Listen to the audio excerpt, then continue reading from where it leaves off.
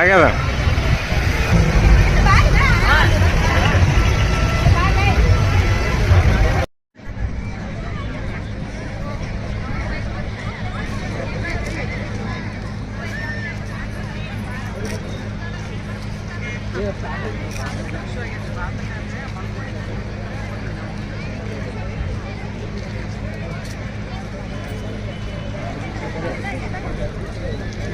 ನಮ್ಮ ಮಧ್ಯೆ ಇರುವಂತಹ ಸಂಘದ ಇನ್ನೊಬ್ಬರ ಹಿರಿಯರ ಪರಿಚಯವನ್ನು ನಾನು ಮಾಡಿಕೊಡ್ತೇನೆ.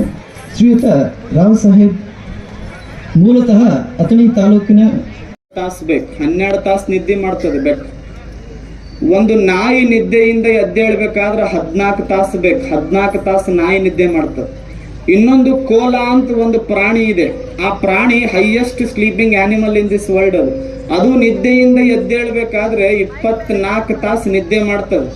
12 ತಾಸು ನಿದ್ದೆ ಮಾಡಿ ಏಳು ಪ್ರಾಣಿ ಬೆಕ್ಕ, 14 ತಾಸು ನಿದ್ದೆ ಮಾಡಿ ಏಳು ಪ್ರಾಣಿ ನಾಯಿ, 24 ತಾಸು ನಿದ್ದೆ ಮಾಡಿ ಏಳು ಪ್ರಾಣಿ ಕೊಲ. ಮತ್ತು ಒಂದ್ಸಲ ನಿದ್ದೆ ಹೋದವ ಎಂದೂ ಏಳಲಾರ್ದವ ಪ್ರಾಣಿ ಯಾರು ಇದ್ನಂದ್ರ ಬಹುತೇಕ ಹಿಂದೂ ಏನೋ ಅಂತ ನನಗನಿಸ್ತಿತ್ತು ಮುಂಚೆ. ಒಮ್ಮೆವ ನಿದ್ದೆ ಹೋದ ಅಂದ್ರೆ ಒಟ್ಟು ಎದ್ದೇ ಇಲ್ಲ. ಆದ್ರೆ ಒಂದು ಸಂತೋಷದ ವಿಷಯ, ನಿದ್ದೆಗೂ ಹೋದ ಹಿಂದೂವನ್ನ ಬಡದೆಬ್ಬಿಸಿದ ಕಾರ್ಯಕ್ರಮ ಯಾವುದು ಅಂದ್ರೆ ಬೃಹತ್ ಹಿಂದೂ ಸಮಾವೇಶ ಮುದ್ದೇಬಿಹಾಳದಲ್ಲಿ ಅಷ್ಟೆ. ಒಬ್ಬ ಕೃಷ್ಣಮೂರ್ತಿ ಅಂತ ತಬಲಾ ವಾದಕರಿದ್ರು.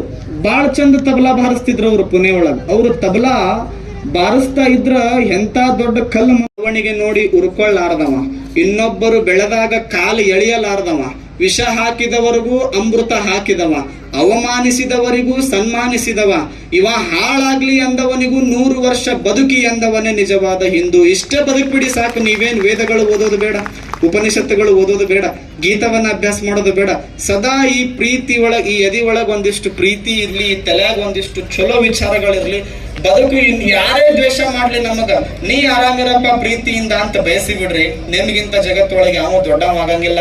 ನಾ ಸತ್ತರು, ನನ್ನ ಮನೆ ಮುರಿದರು, ನನ್ನ ಗಾಡಿ ಗುಜರಿ ಸೇರಿದರು, ನನ್ನ ಭಾರತ ಮಾತೆಯ ಧ್ವಜ ಮೇಲ್ ಹಾರುತ್ತಿರಲಿ ಅಂತ ಹೇಳಿ ನನ್ನ ಮಾತು ಮುಗಿಸ್ತೀನಿ. ಶರಣ.